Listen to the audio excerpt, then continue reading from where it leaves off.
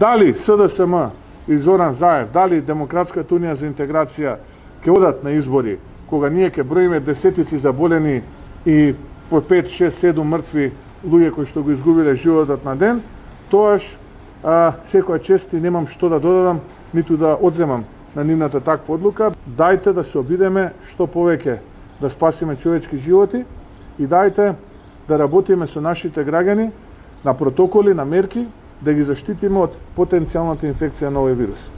Ајде прво тоа да го завршиме, бидејќи гледаме дека 3 месеци поминаа за нас, фрлени во ветар, ништо не се случи. Ајде прво тоа да го завршиме, а потоа првиот слободен термин да ги организираме тие избори и тоа да се случи веднаш откако ќе се избориме конечно со оваа пандемија. Така што ние сме секогаш за компромис, тука сме, сакаме да разговараме, сакаме да ги аргументираме нашите позиции и стоиме на располагање и на